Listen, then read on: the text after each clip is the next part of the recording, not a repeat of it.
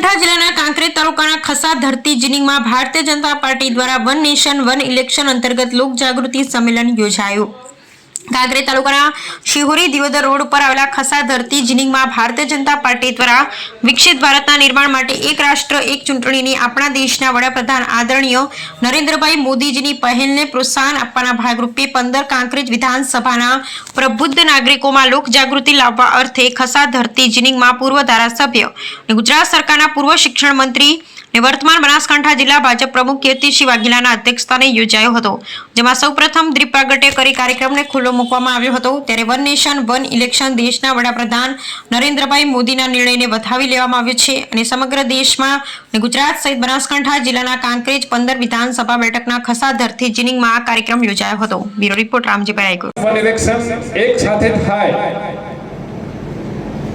તો લોકોને શું ફાયદો થાય, દેશને શું ફાયદો થાય, એ વિશે વિસ્તૃત વાત ફલજીભાઈ ચૌધરી કરી છે। વાતમાં હું જવાબ માંગતો નથી, તમે બધા એ બાબતમાં ખૂબ સારી રીતે સમજી ગયા હશો, પણ આ વાતને દેશમાં હરેક સમાજ ક્ષેત્ર સુધી લઈ જવાની જવાબદારી સૌ પ્રબુદ્ધ નાગરિકોની છે।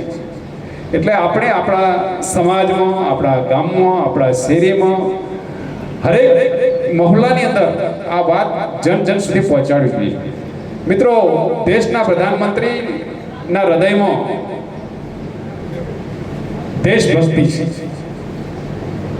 અને દેશ માટે કંઈક કરી છૂટવાના ભાવનાથી દેશને ફરી વિશ્વગુરુ બનાવવાના એક લક્ષ્ય સાથે કામ કરે છે, એ આખી દુનિયા જાણે છે। અને એમનો એક એક નિર્ણય એ ભારત માટે છે, પણ એ નિર્ણયો ખૂબ સારા નિર્ણયો હોય, પણ એ લોકો સુધી આપણે ના પહોંચાડી શકીએ તો ક્યાંક લોકોમાં ગેરસમજ પણ ઊભી થતી હોય અને વિરોધ પક્ષોનું તો કામ જ એ છે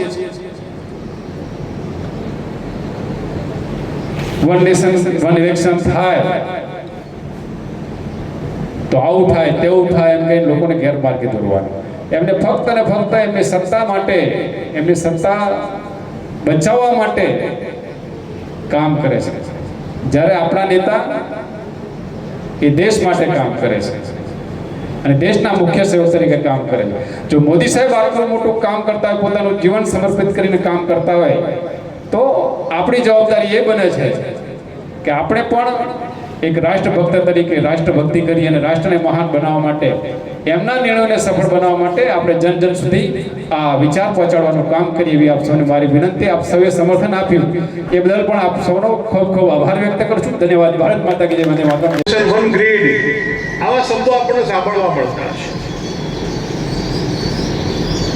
તો એનું એક કારણ છે। બધાને એમ થતું છે કે આ નરેન્દ્રભાઈને આ શબ્દો બોલવા મજા આવતી છે, પણ એવું નથી। આપણા દેશના વડાપ્રધાન નરેન્દ્રભાઈ બન્યા ત્યારથી એક ભાવ સાથે આ દેશનું શાસન સંભાળ્યું છે, અને ભાવ એ છે કે આ એક દેશ એક રાષ્ટ્ર 140 કરોડ આ દેશના નાગરિકો, ભાઈઓ બહેનો, આ એક પરિવાર છે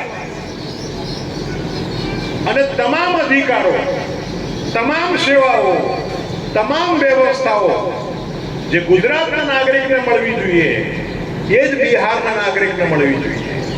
જે વ્યવસ્થા, જે સગવડ મુંબઈના નાગરિકને મળતી હોય એ જ રાજસ્થાનના નાગરિકને પણ મળવી જોઈએ।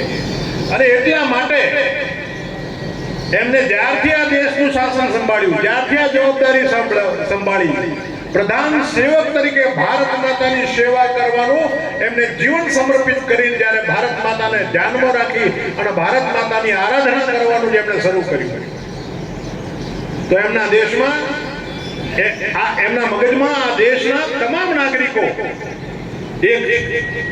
એનાથી આગળ વધીને એમણે એક આપણી તો હિન્દુસ્તાનની વિચારધારા, આપણી ભારતની સંસ્કૃતિ છે કે આપણે માત્ર દેશ નહીં, વસુદેવ કુટુંબકમ, આ વિશ્વ એ આખું એક કુટુંબ છે, એ ભાવ સાથે આપણે વિશ્વમાં કામ કરી રહ્યા છીએ।